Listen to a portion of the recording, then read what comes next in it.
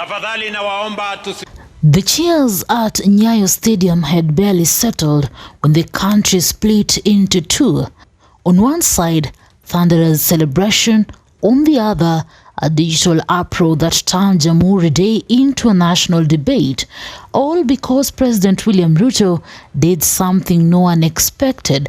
He approved the renaming of Talanta Stadium to Raila Amolo Odinga International Stadium. It happened fast, too fast.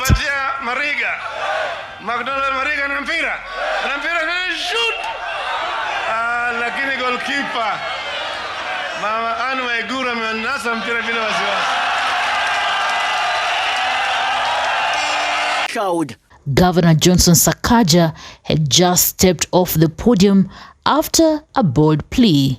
Uwanja huo uite Raila Odinga International Stadium ili kumkumbuka baba wetu ambaye alituacha. The crowd roared, chants of Raila rolled across Nyayo Stadium like a wave, and in that moment, Ruto seized the moment. Mumesema ipatiwe jina la Raila Amolo Odinga International Stadium. Nimewasikiza na tukikamilisha tutafanya hivyo. Just like that, one of Kenya's biggest sports infrastructure projects, a 145 billion shillings mega stadium funded through public bonds and expensive loans, had a new name, a name loaded with history, emotion, and political weight. But even as the applause echoed across the stadium, a very different conversation erupted online. Talanta Sports City was not just a stadium, it was the crown jewel of the Talanta Hela initiative, a modern multi-purpose complex meant to rewrite Kenya's position in continental sports, scheduled to host next year's Jamhuri Day celebrations and key AFCON 2027 matches. This was infrastructure meant to shape Kenya's future. But on December 12th, it suddenly became a memorial, a monument to the late Raila Odinga, who died just 2 months earlier. For ODM, this was a fitting national tribute. For others, it was historical justice long overdue. But for a section of Kenyans, especially online, it was something else entirely. Tafadhali na waomba tusimame kwa dakika moja kwa heshima ya kiongozi wetu Raila Amolo Odinga. The criticism was immediate, sharp and emotional. A large group accused Ruto of capitalizing on Raila's death to court the Luo vote. The suspicion was simple. Was this a tribute or a tactic?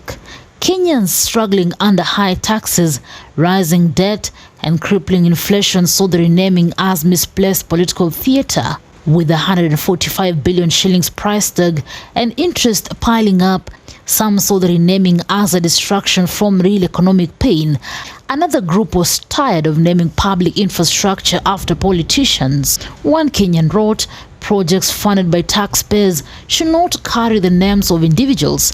We renamed Mbagathi Road to Raila Odinga Road and nobody even uses the new name. The message was clear: leave public infrastructure neutral. Some Kenyans mocked critics as hypocrites or tribal, triggering heated exchanges. The debate quickly shifted from policy to tribe, a classic Kenya spiral. Make no mistake, the support was massive as well. People who adored Raila saw it as a national blessing, a leader who fought for democracy, devolution, youth empowerment, and multi-party freedom finally getting recognized. Nilisikia mtukufu rais kama naongea mambo na stadia. Nimekubali. Tena nimekubali. Ni ukweli na tena nimefurahi akikumbuka hiyo.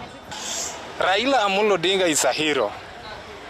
Na is a hero si ya Wajaluo, si ya Wakenya, dunia mzima, East and Central. Figures like Esther Passaris hailed it as a tribute to a man whose sacrifices reshaped Kenya's political landscape.